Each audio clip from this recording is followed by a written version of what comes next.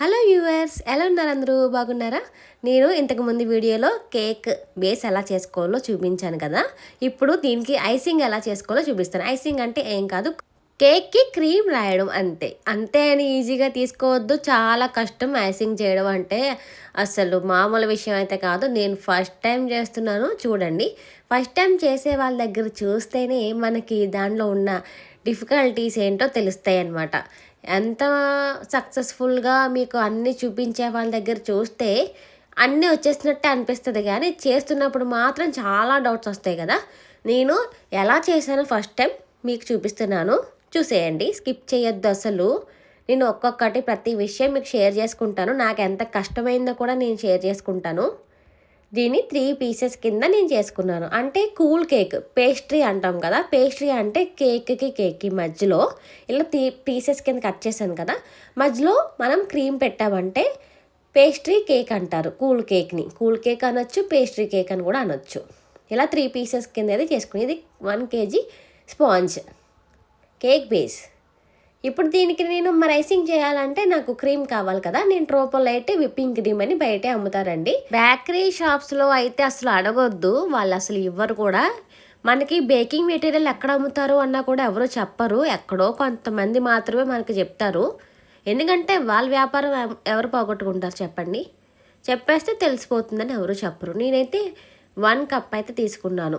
1 cup ట్రోపోలైట్ cream అంటే whipping cream baking materials అమ్మే దగ్గర అయితే మనకి హోల్సేల్ రేట్లో అయితే వస్తుంది. విప్పింగ్ ఎలా చేస్తున్నానో చూస్తున్నారు కదా. బీటర్ ఆన్ చేశాను నేను. బీటర్తో బాగా బీట్ చేసుకోండి ఫస్ట్. కొద్దిగా బీట్ అవుతుంది అనేటప్పటికి మనం బీటింగ్ అనేది పెంచుకోవచ్చు, 2-3లో కూడా పెట్టుకోవచ్చు. అప్పుడు పీక్ పాయింట్స్ అనేవి వస్తాయి. బాగా బీట్ చేసుకుంటే మనకి పీక్ పాయింట్స్ వస్తాయి. బీట్ అయ్యేటప్పటికి క్రీమ్ అనేది పెరిగింది, చూసారు కదా. 1 కప్పు వేసుకుంటే ఎంత వస్తుందో కూడా నేను చెప్తాను. చూసారు కదా, పీక్స్ వచ్చినాయి కదా. మనం గిన్నె తిరిగేసి పెట్టినా అంటే బాల్తా వేసినా కూడా ఆ క్రీమ్ అనేది పడదు. మీకు చూపిస్తాను చూడండి. చూసారు కదా, క్రీమ్ అనేది పడదు. అలా మీకైతే బీట్ అయ్యిందంటే మీకు బాగా విప్పింగ్ క్రీమ్ బీట్ చేయడం వచ్చేసినట్టే. ఇప్పుడు నేను పేస్ట్రీ కేక్ కదా, కూల్ కేక్ కాబట్టి వాటర్ అంటే షుగర్ వాటర్ వేసుకుంటున్నాను. కూలింగ్ వాటర్ వేసుకోవాలండి, షుగర్ వాటర్. మధ్యలో క్రీమ్ నేను తక్కువే పెట్టుకుంటున్నాను. అంత క్రీమ్ అయితే మనం బేస్ని ఎంజాయ్ చేస్తూ తినలేము. బయట పేస్ట్రీ కేక్స్ అయితే ఎక్కువగా క్రీమ్ ఉంటుందండి, అంత బేస్ని తిన్నట్టు అనిపించదు. ఎక్కువ వాటర్ కూడా ఉంటుంది కదా కూల్ కేక్ అంటే.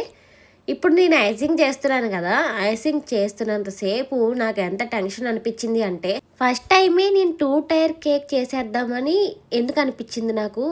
అనవసరంగా నేను స్టార్ట్ చేశాను దీన్ని, బయటే కొనేసుకోవాల్సింది కదా కేక్ అనిపించింది.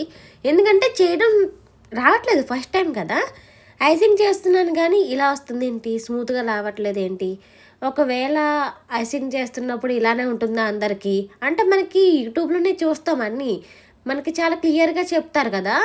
అప్పుడు ఇలా రాదు కదా వాళ్ళకి. ప్రతిదీ చూపించడానికి ల్యాగ్ అయిపోతుంది కదా, వాళ్ళకి కూడా అంత చూపించరు ఎక్కువగా.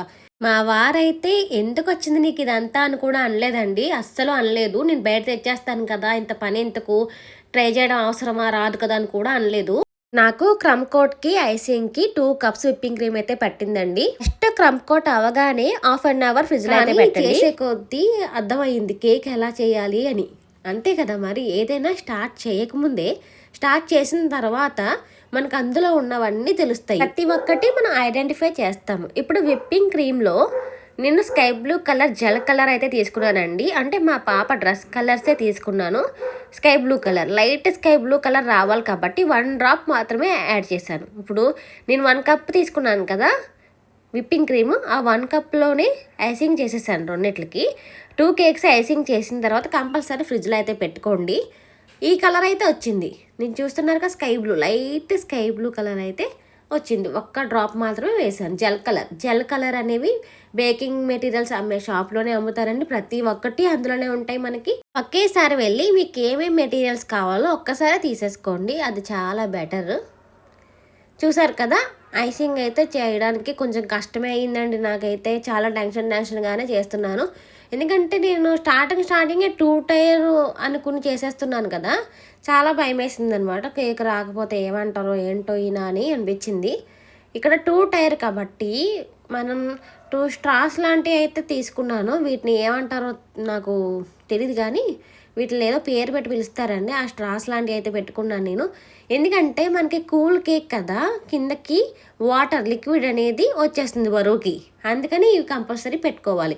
ఇంత పొడిగా అయితే తీసుకోవద్దు, నాకు స్టిక్స్ పెద్దగా అయిపోయినాయి, అందుకే నేను మళ్ళీ కట్ చేసుకున్న కొద్దిగా పైకి వచ్చేసింది.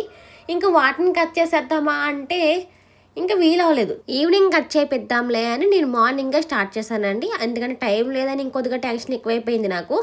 ఇప్పుడు ఎంత టైం పడుతుందో తెలియదు, ఇప్పటికి ఇంకా అవ్వలేదు కేక్, ఆఫ్టర్నూన్ అయిపోయింది అనిపించింది. ఇప్పుడు నేను ఈ కలర్ రావడానికి ఏం చేశానంటే, నా దగ్గర జెల్ కలర్ పింక్ ఒకటి ఉంది, అంటే డ్రెస్ కాంబినేషన్లో light pink light sky blue అనమాట.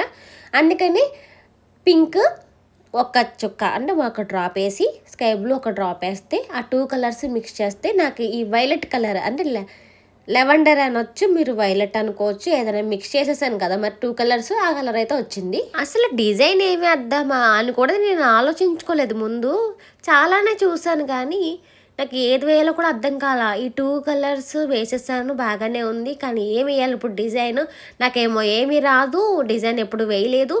అసలు ఐసింగ్ చేస్తున్నప్పుడు ఎన్ని డౌట్స్ వచ్చినాయి అంటే, కనీసం ట్రై చేయాలి కదా ఫస్ట్ కేక్, ట్రై చేయకుండానే నేను ఫస్టే బర్త్డే కేక్ చేస్తున్నాను మా పాపది ఫస్ట్ బర్త్డేకి. అప్పుడు అనిపించింది నేను నాకు తెలియకుండా ఎందుకు స్టార్ట్ చేశానా అని.